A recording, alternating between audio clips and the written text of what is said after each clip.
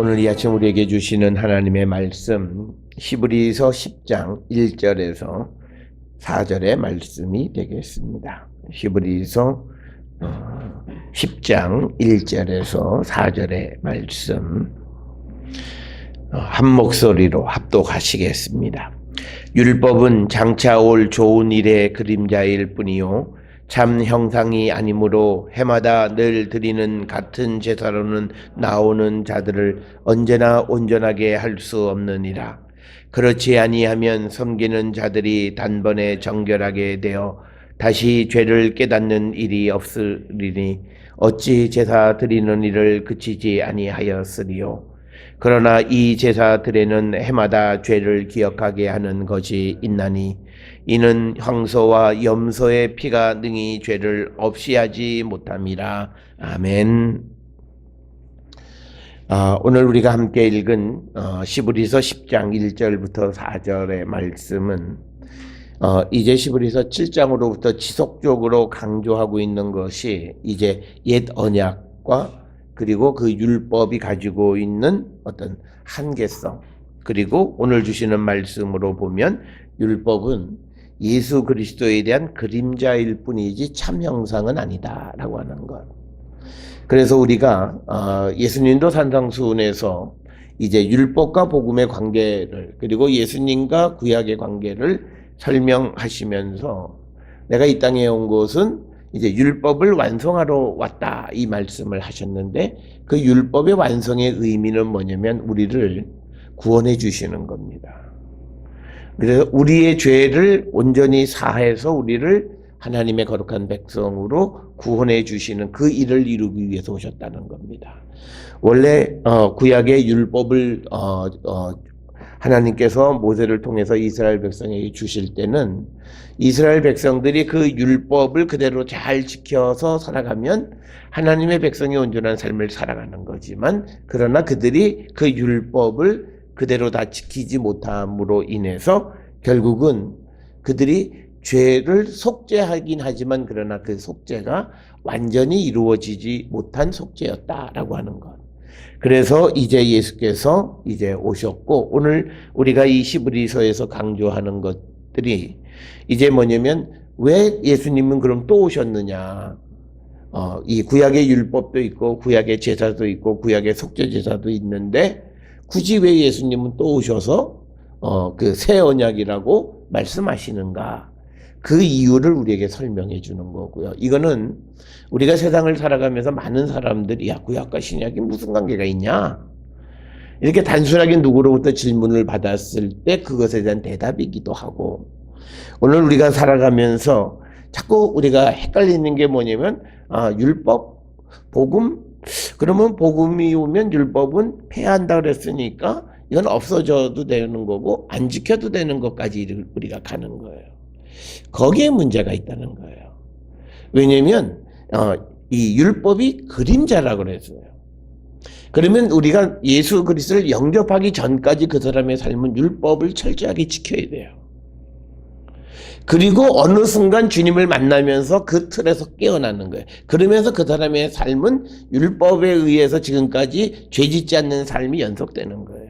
그러면서 그 율법적인 속죄로 온전히 속하지 못한 그 죄를 예수 그리스도의 그 보혈로 정결케 해주셔서 우리의 구원이 완성되고, 그 주님이 다시 오셨을 때 어저께 우리가 보았던 말씀 중에서 우리는 주님이 그냥 누구에게나 다 다시 오시는 것 같은데 그거 아니라 28절에 구원에 이르기 위하여 죄와 상관없이 자기를, 예수를 바라는 자들에게 나타나신다.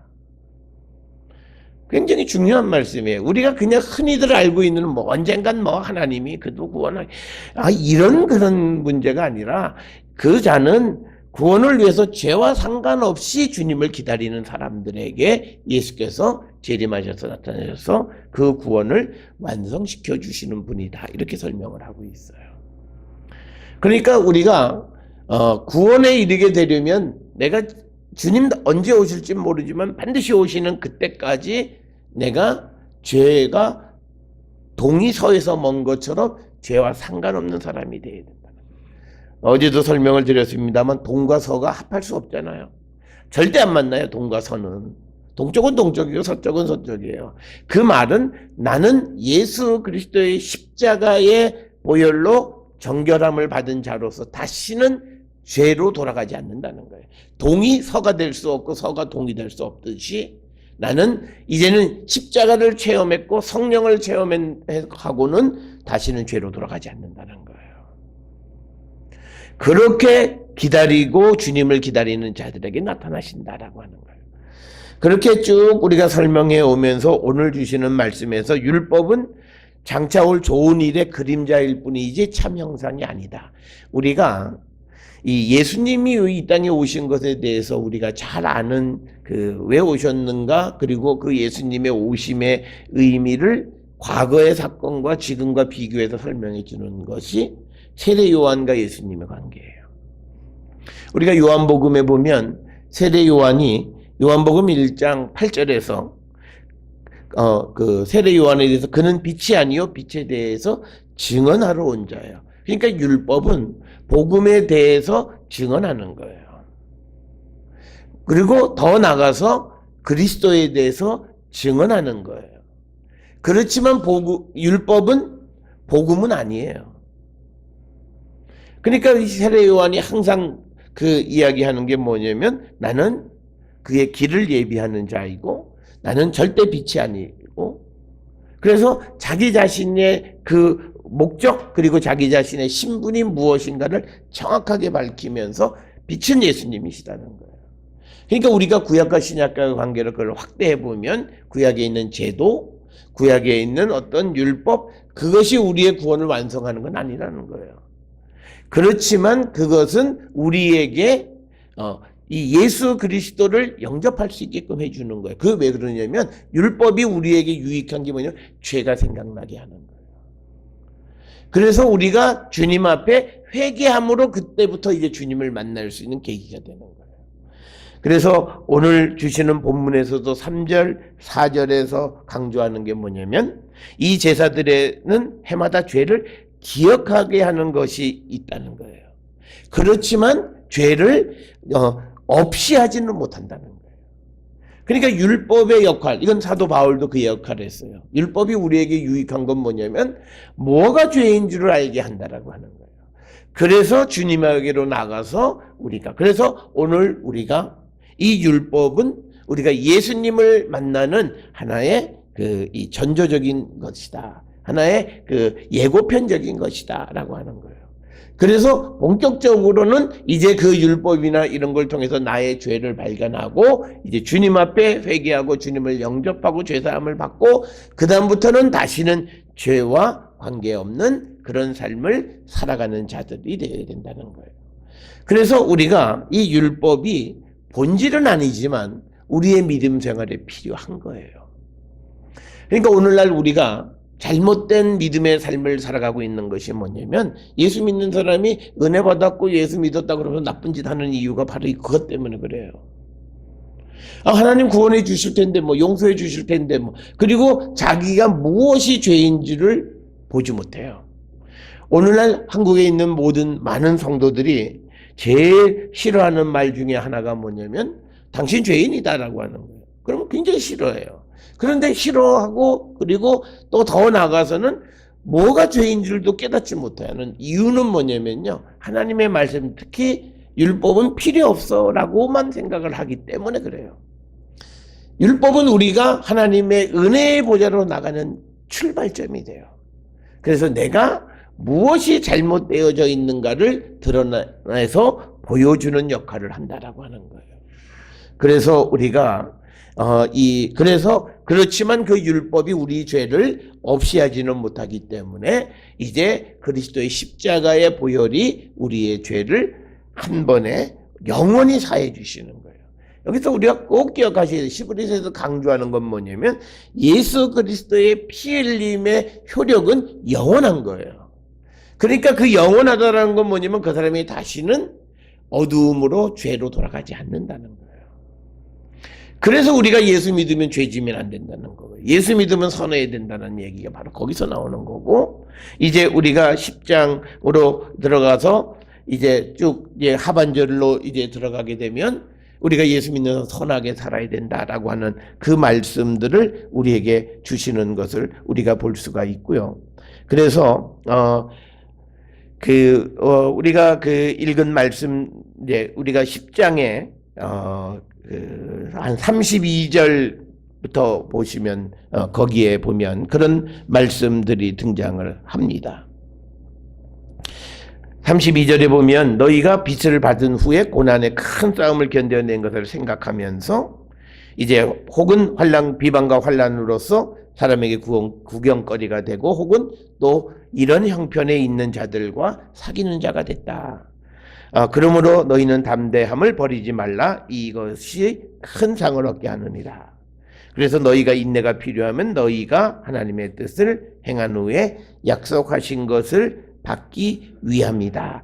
그렇게 되면서 이제 그들이 어떤 삶을 우리가 살아가야 되느냐라고 하는 것은 그 앞에 22절, 23절, 24절에 보면요. 24절에 특히 서로 돌아보아 사랑과 선행을 격려하라. 결국은 이 시브리서를 쓱 기록해서 마지막 이제 클라이맥스로 점점 가면서 이제 그리스도의 보혈로 죄 씻김을 받은 구원의 확신 가운데 살아가는 성도가 어떻게 살아야 되느냐? 사랑과 선행 가운데 살아가는 사람들이다. 그게 열매예요. 그래서 우리가 아주 극단적으로 얘기하면 예수를 믿으면서 마음의 평화와 사랑이 없으면 그건 다시 한번 생각해 보셔야 돼요. 내가 예수를 믿으면서 달라진 것 중에 하나가 뭐냐면 적어도 남에 대한 이해, 이게 폭이 넓어져야 돼요. 그러니까 오늘날 우리가 남북의 문제도 똑같은 범주로 보셔야 돼요. 옛날에 사고 속에서 야 저거 또 쏘는 거 아니야, 저거 뭐 저렇게 갖고 어떻게, 그러면 안 돼요. 전에는 내가 그랬었지만 내 믿음이 자라면서 내가 그 모습도 우리가 믿음 안에서 바라볼 줄 알아야 된다는 거예요. 그래서 우리 속에는 평화, 사랑, 선행 이런 것들이 자라나야 돼요. 그래서 우리가 예수님이 이 땅에 오신 것이 뭐, 땅에는 평화잖아요. 그리고 이 땅을 떠나시면서 제자들에게 하신 말씀이 뭐예요? 너희는 서로 사랑하라. 그래서 우리가 사랑과 평화, 이게 우리 안에 있어야 된다는 거예요. 이거는요 어디서 강조하냐면 가톨릭은 항상 강조하는 게 사랑과 평화예요. 예수께서 이 땅에 오신 목적 평화와 그리고 떠나면서 유언적으로 말씀하신 사랑. 그 다음에 이게 이제 WCC 쪽의 교회들은 이 말들을 많이 해요. 그래서 우리 기장도 사랑과 평화, 이게 굉장히 중요한 모토인 거예요. 그래서 다시 우리의 주제로 돌아가면 우리가 예수 그리스도가 이 땅에 오셔서 우리의 구원을 완성시켜 주신다고 해서 그 율법이 필요 없는 게 아니라는 거예요. 오늘 주시는 본문의 말씀에서도 보면 이제 우리가 지금까지 오는 말씀 중에서 옛 언약이 폐해졌다 뭐 이런 말씀들이 있어요. 그 말은 옛 질서가 깨졌다는 거죠. 옛 질서대로 되어지는 것이 아니라 예수님이 오심으로 인해서 새로운 질서, 구원의 질서가 이루어진다라고 하는 그 의미를 우리에게 주시는 거지. 우리가 여러 차례 말씀을 드렸습니다만 말씀이 율법이 필요 없다 그러면 예수님의 성육신이라는 것은 바로 그 말씀이 육신이 돼서 우리 가운데 오신 거예요. 그러면 예수님을 부인하는 결과가 되는 거예요. 그래서 우리가 본질은 복음이에요. 그렇다고 해서 이 율법이 우리에게 필요 없는 것이 아니라 그 본질에 가게 하기 위한 하나의 그림자 역할, 예고편 역할, 이런 것들을 하는 것이다. 그런데 우리가 율법주의는 뭐냐면 거기에 딱 묶여 있는 거예요. 그건 아무것도 못하는 건데 거기에만 묶여 있는 걸 율법주의라는 거예요. 우리가 우리의 죄를 그냥 살짝 숨기는 것으로 속죄했다라고 하는 것이 아니라 온전히 우리의 죄가 없이 되어지려면 그리스도를 영접해야만 한다라고 하는 거죠. 그 사실을 우리가 명확하게 이해하셔야 되겠고, 또 하나 이 히브리서를 읽으면서 우리가 얻는 폐해가 있어요. 아니 뭐 예수님이 단번에 드렸다 그러면 이제 우리 죄를 속해 주면 우리는 하나님 앞에 예배하러 안 가도 되네, 제사하러 안 가도 되네. 우리가 꼭 기억하셔야 되는 게 히브리서에서 얘기하는 제사는 속죄 제사를 얘기하는 거예요. 그런데 오늘날 우리 기독교가 드리는 예배는요, 속죄 받은 이들이 하나님 앞에 드리는 제사예요. 물론 우리가 오늘날 순서적인 면에서 예배 앞에 죄사함의 은총에 대한 속죄, 회개의 기도, 참회의 기도 이런 순서가 있긴 하지만 원래 예배의 자리에 나가는 사람은 예수님으로부터 죄사함을 받은 자. 그래서 우리 기독교의 예배의 중심은 뭐냐면 속죄가 아니에요. 그리스도의 부활을 기념하는 거예요.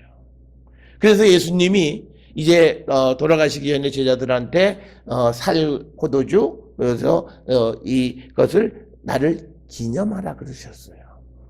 그리스도의 성육신을 기념하라는, 즉 우리가 성만찬을 살과 그 다음에 피, 그것을 기념하라는 거예요. 그게 예배의 정신이에요. 그러니까 우리가 많은 사람들이 예배에 와서 우리가 항상 생각하는 게 내가 은혜 받았다. 교만한 말이에요. 그러면 거꾸로 얘기하면 뭐야? 하나님이 내게 은혜 주는 사람이라는 거죠. 물론 하나님 우리에게 은혜 주시기는 해요. 그런데 예배라고 하는 자리는 뭐냐면 전적으로 우리가 하나님 앞에 감사하는 자리예요.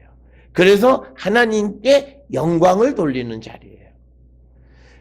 우리가 어떤 이들은 이 예배 가운데서 항상 자기 죄, 속죄, 물론 그것도 필요하지만 거기에만 머물면 안 돼요.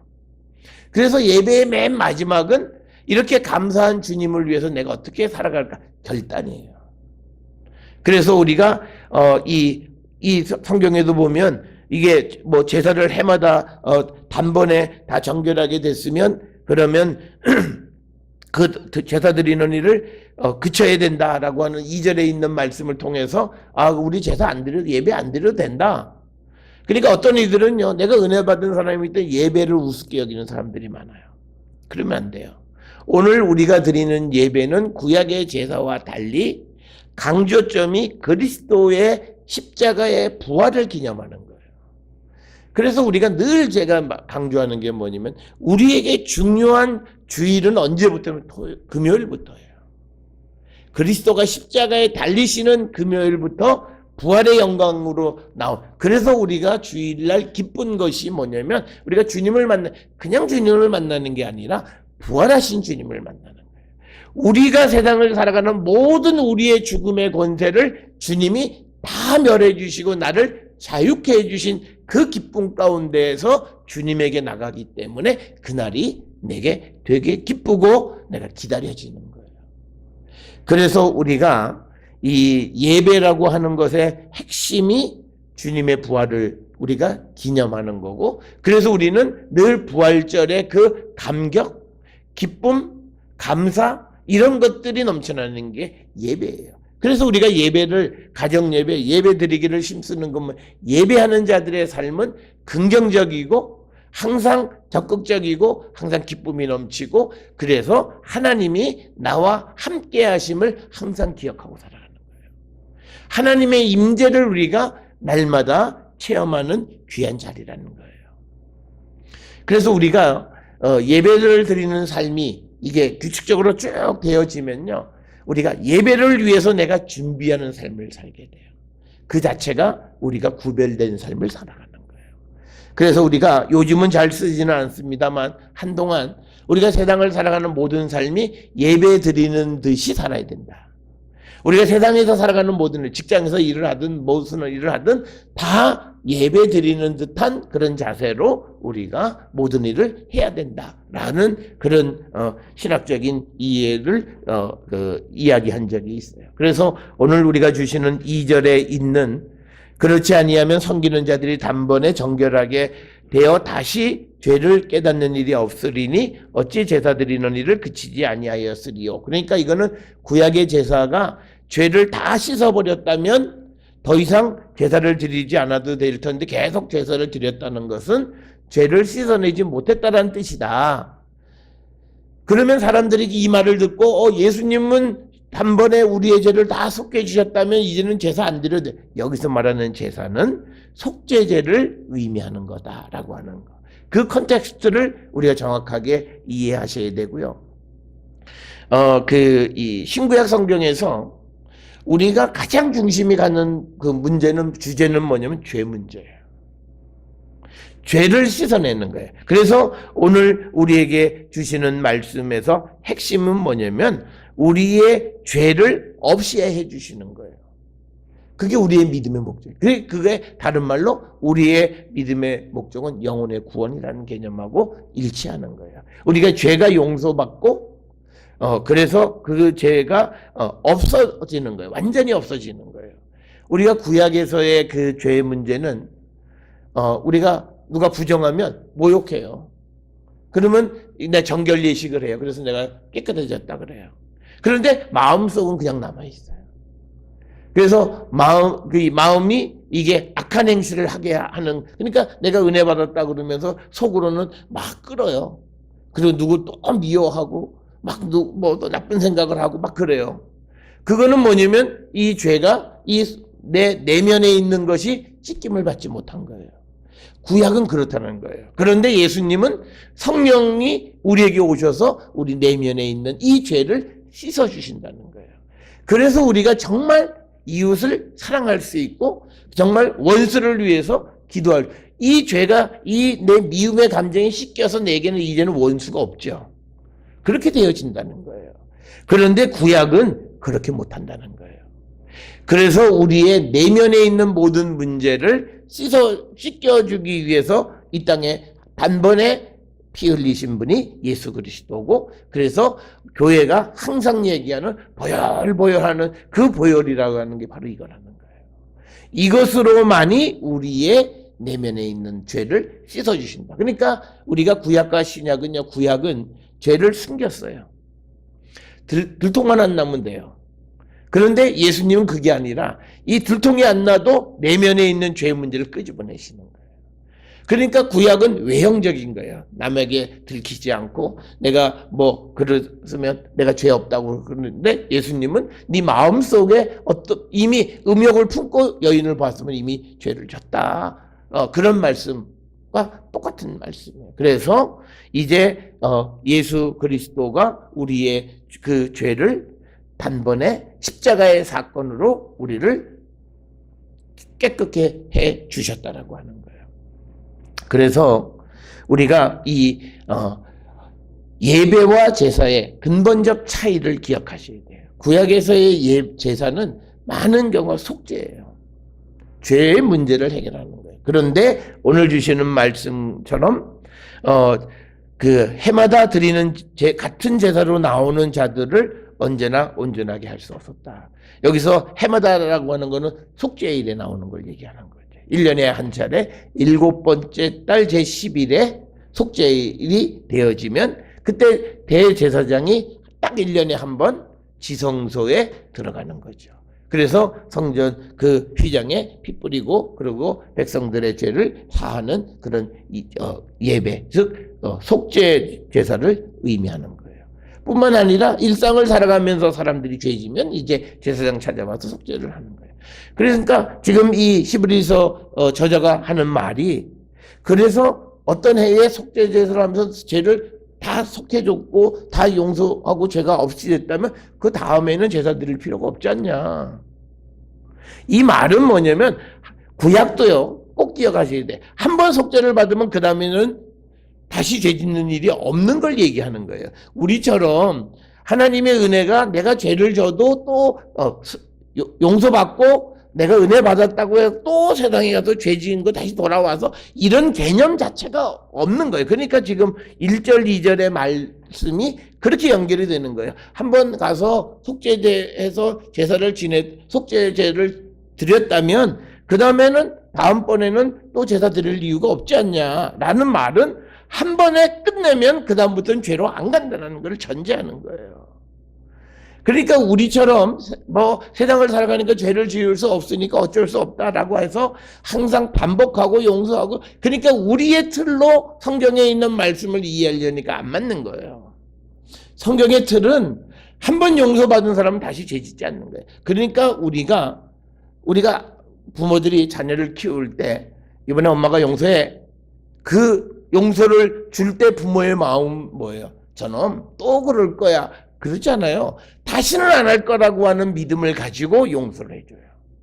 그런데 그가 두 번째 반복하고 세 번째 반복하면 그 다음부터는 부모가 그 사람에 대해서 신뢰를 하지 못하게 되는 거예요.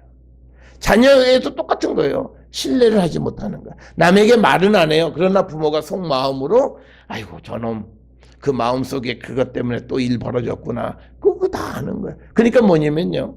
우리가 늘 하나님 우리가 죄인입니다. 겸손한 것 같지만요. 하나님에 대한 신뢰를 잃어버리는 거예요. 그러니까 우리가 겸손의 레토릭으로 하나님 앞에 내가 죄인입니다라는 말은 오케이예요. 근데 정말 세상을 살아가면서 날마다 남에게 해를 끼치고 죄를 지으면서 하나님 앞에 나오는 거는 하나님의 신뢰를 잃어버리는 거라는 거예요. 그래서 구약에서는 한 번에 정결하게 하지 못했다는 거예요.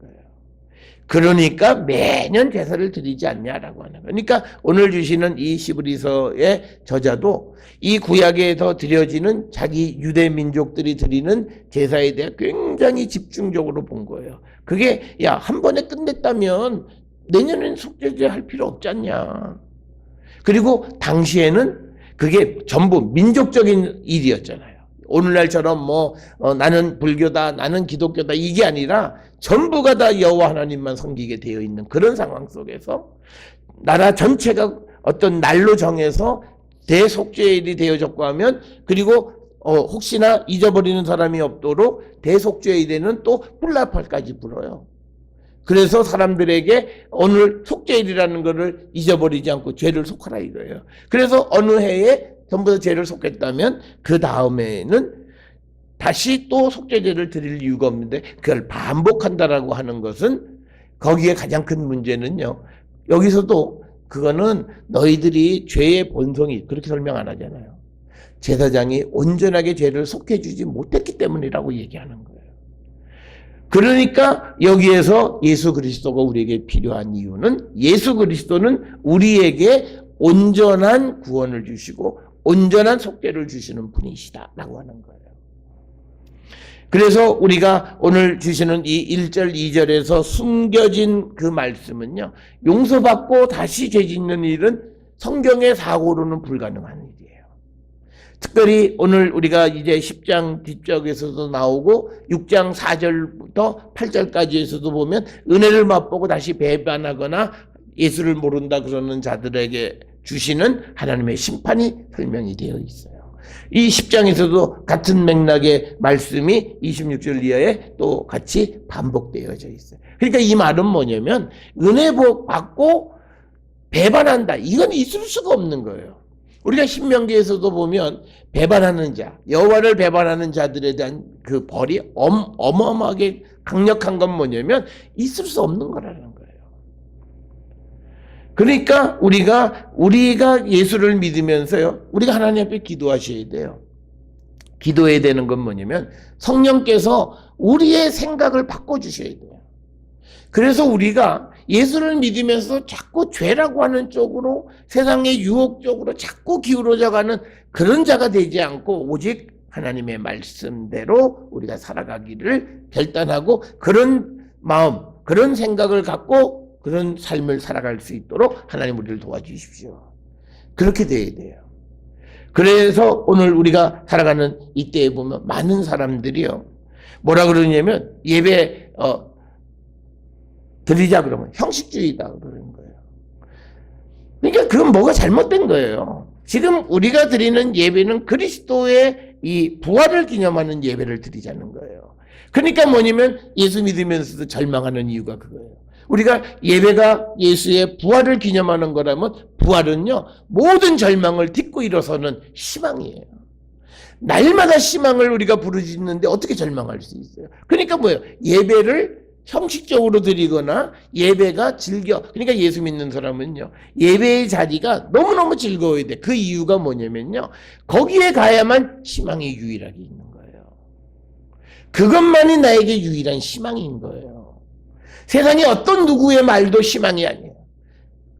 내가 주님을 만나는 것만이 내게 희망이기 때문에 그 부활의 능력이 내게 임하시고 그래서 나도 그 부활의 능력 안에서 세상을 살아가는 자가 되기를 날마다 결단하는 거예요. 그래서 우리가 항상 이 예배의 자리로 나가게 되어지는 것이다. 그래서 우리가 단번이라고 하는 말 때문에 예배 그거 일주일에 한 번, 오늘날 한국교회가 그렇게 돼버렸어요. 예전에는 교회 다닌다 그러면 대부분 교회가 동네 교회들이었죠. 지금처럼 이렇게 지역적으로 빨리 동네 교회이기 때문에 대부분 연만큼 믿음이 있다 그러면 새벽 예배, 그 다음에 수요 예배, 금요 기도회, 주일날 하루 종일 교회에서 살고 이게 그냥 일상이 돼버렸던 거예요. 그런데 오늘날 우리의 삶은 그게 점점 없어져서 뭐냐면 예배 한 번. 야, 횟수, 그건 다, 율법주의자들이 하는 소리야. 그래가지고 우리에게 지금 온 결과가 뭐냐를 봐야 돼요. 우리가 지금 10년, 20년 이런 삶을 살아온 결과가 지금 이 모양이에요. 예수 믿는 사람들이 정말 예수가 힘이냐, 능력이냐, 절망할 거 다 해요. 울 거 다 울어요. 그리고는 할 수 없으니까 어쩌냐. 그래도 예수님이 구원해 주신다는데 그게 무슨 희망이에요. 그건 희망 아니에요. 희망이라고 하는 거는 절망의 구렁텅이에 내려가지 않는 거예요. 수월의 구렁텅이에 내려가지 않고 주님을 붙잡는 거예요. 그게 주님이 희망이라는 그것이 예배의 자리에서 가능한 일이다라고 하는 거예요. 그래서 우리는요, 때를 항상 우리가 모이기를 힘쓰는 자가 돼야 돼요. 이제 나중에 히브리서 보면 나와요. 모이기를 힘쓰라. 모이는 것을 패하지 말고 더 열심히 모여서 하나님 앞에 예배하는 자가 되라고 말씀하는 겁니다. 따라서 오늘 주시는 1절로부터 4절에 있는 말씀은 이제 구약에서 황소나 염소의 피가 우리의 죄를 어떻게 사해 줄 수 없다. 우리의 죄를 없이 해주는 것은 단 하나, 예수 그리스도의 십자가의 보혈 뿐이다. 이 말씀이 있는데요, 다원주의자가 어떻게 가능해요? 그러면 이 목탁도 드리는 사람은 뭘로 우리를 구원해요? 지금 이 히브리서의 말씀에서 예수의 보혈 이외에 어떤 것도 안 된다 그러는데 뭘로? 그러니까 다원주의자는요, 성경을 안 보는 사람들이에요. 그래서 우리가 오직 하나, 예수님의 십자가의 보혈만이 우리를 구원할 수 있는 구원의 능력이라는 거예요. 그거를 우리가 확실히 믿고, 그래서 예수님은 오셔서 예수님은 십자가에 달려 죽으셨고, 그래서 우리의 구원을 위해서 지금 하나님 우편에서 하나님 앞에 나가서 우리의 구원을 위해서 기다리고 계세요. 다시 이 땅에 오셔서 주님을 기다리는 자들의 구원을 위해서 기다리고 계시는 분이시다라고 하는 것. 그래서 예수님이 이 땅에 오셔서 하늘에 오르신 그 모든 전 과정은 우리를 구원하기 위한 것이지 예수님 당신을 위한 일은 아무것도 하지 않으셨다는 거예요. 그래서 우리가 주님이 더욱더 감사하고 주님의 은혜가 우리에게 더욱더 크고 그 온전하신 분이 하나님의 계획과 하나님의 뜻에 철저하게 순종해서 십자가에 달리시고 피 흘리시고 부활 승천하셔서 지금도 우리의 구원을 위해서 때를 기다리고 계신다는 거예요. 이걸 생각할 때 우리에게는 뜨거운 감격과 기쁨. 그래서 우리가 날마다 예배 때마다 이걸 기억하면서 내가 바로 이 큰 주님의 사랑 가운데 있는 자임을 깨닫는 거예요. 그럴 때 우리가 다시 내가 어떤 구렁텅이 속에서도 다시 세워질 수 있고 힘을 얻을 수 있는 그 근거가 되어진다라고 하는 것. 그래서 우리는 그리스도의 보혈 이외에 그 어떤 것도 우리에게는 솔루션이 될 수 없다. 그 말씀을 분명히 기억하셔서 예수 그리스도는 오실 수밖에 없었고 그분이 오셔야만 우리의 구원의 문제가 해결되기 때문에 오셔서 십자가에서 피를 흘리셨고 부활하고 승천하셔서 그냥 우리 내버려 두고 혼자 도망가시듯이 하늘에 올라가신 게 아니라 우리가 하나님 앞으로 갈 수 있는 길을 열어주신 것이다라고 하는 거예요. 그게 이제 10장 전체에서. 그래서 히브리서는 특별히 10장에 있는 이야기들이 핵심적인 이야기들입니다. 그래서 여러분들이 이 구절들은 한 구절 한 구절을 우리가 깊이 묵상하셔서 그리스도 십자가의 참된 의미를 깨닫는 우리 모든 성도들이 될 수 있기를 주의 이름으로 축원합니다.